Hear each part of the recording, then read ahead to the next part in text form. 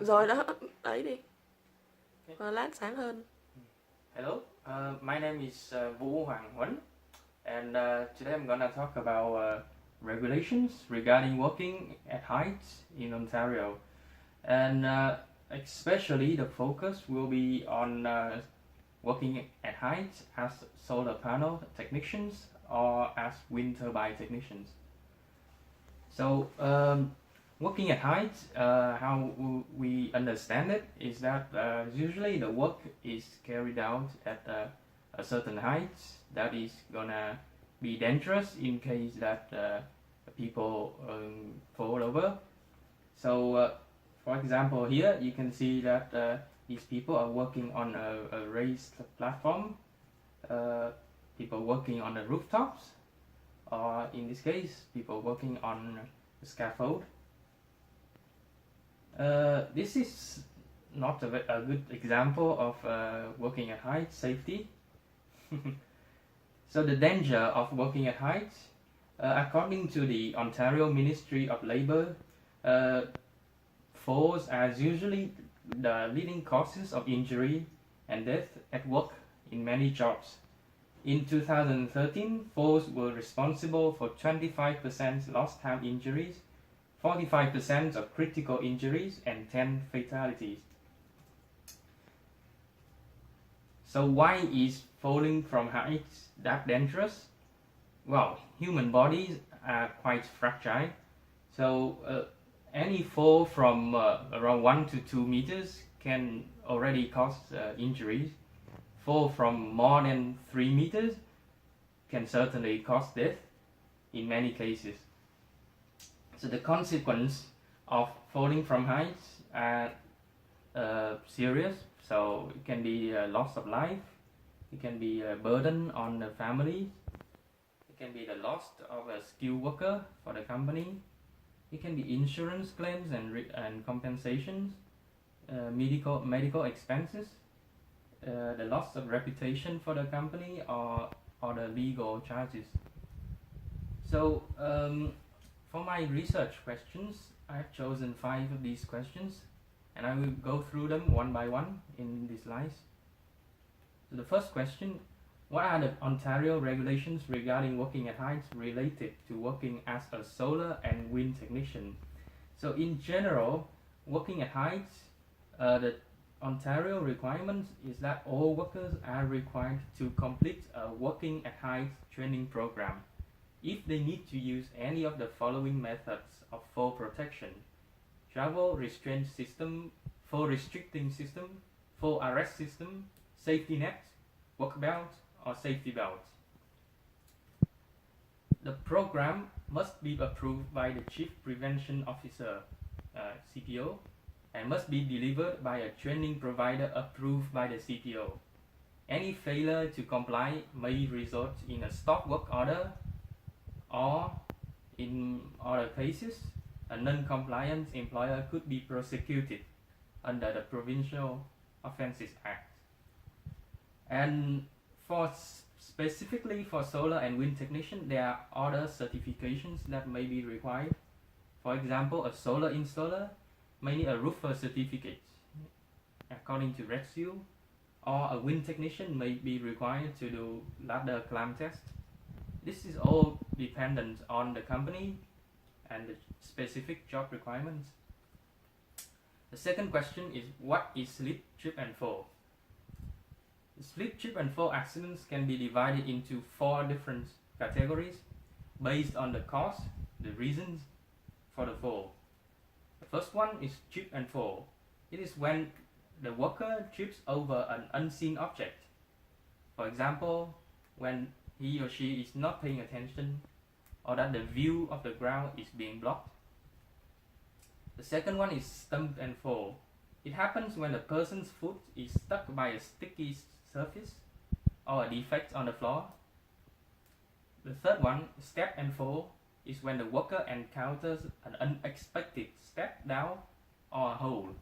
Usually this is when happens with staircase. And the fourth one, slip and fall.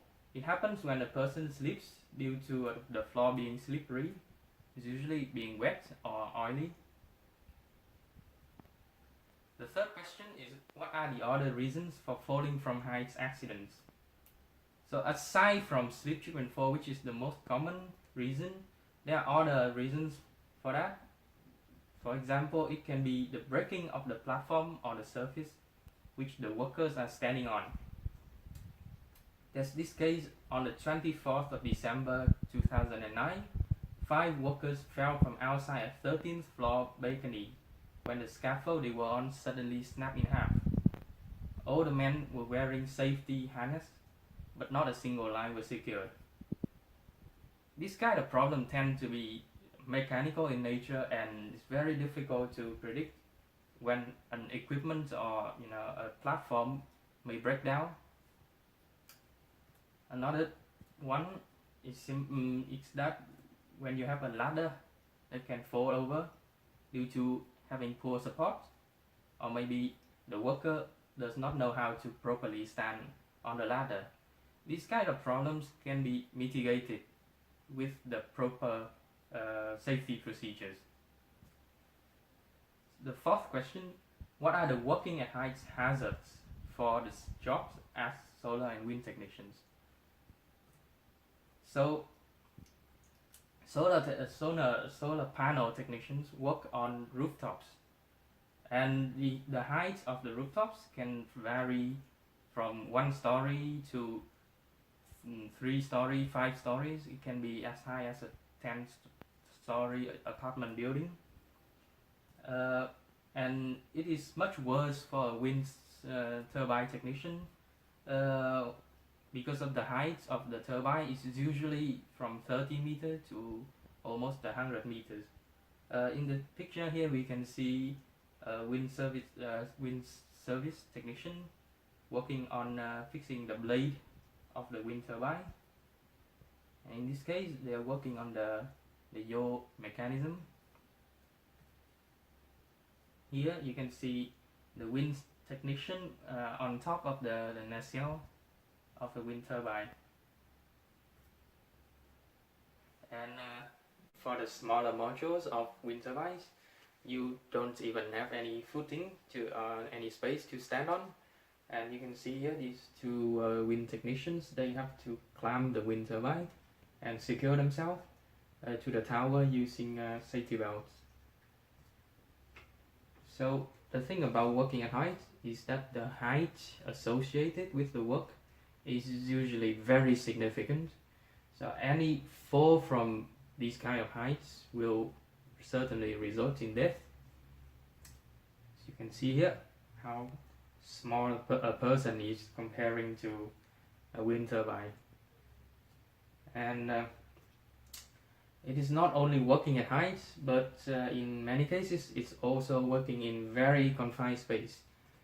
You can see the wind turbine technician, their working place is actually very limited, so there are not much space for them to move around, there's not much space for them to stand on. And in addition, in this job there is no such thing as working indoor. The jobs must be carried out in open air in almost any kind of weather conditions, from sunny summer to rainy and snowy winter. So the most common risks are slip and fall from the standing surface. So usually it can be like the rooftops or on the wind turbine nacelles. So if the surface becomes slippery due to the weather conditions, such as rain or ice, and also because the roofs of the buildings are usually inclined, and so if they get wet or icy, it becomes even more slippery. It's also possible to trip over equipment during the work and fall over. So the final question is, aside from all the safety procedures for working at height, what are the specific methods of prevention and protection for working at heights as a solar and wind technician? So due to the specifics of the job, it is not possible to relocate the work to any other locations. You have to work with what you have. But however, it is possible sometimes to eliminate the risk by delaying the work until the weather gets better. It is also possible to erect gap rail or cover any roof openings for a solar panel technician.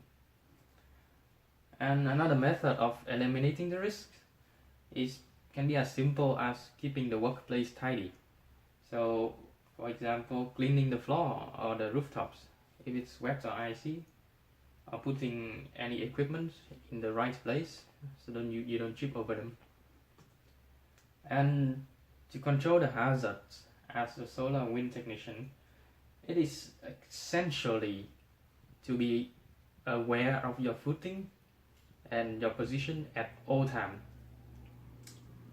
And also, it's important to wear the correct footwear, so safety shoes for the right surface condition, as well as to secure your body with safety life lines and harnesses before carrying out any work. So you can see here, the solar panel technician is wearing a safety harness and connecting to safety life lines. Similar here, you can see the safety lines connected to safety harness. And here in this case, these two wind turbine technicians, they have to secure themselves to the tower by using safety belts so they don't fall over. And in this case, this technician, he's being supported by possibly a crane. And similar here, these two technicians, they are connecting themselves to safety lines, and the safety lines are secured to the nacelle. So these are the references, and that's the end of my presentation. Thank you.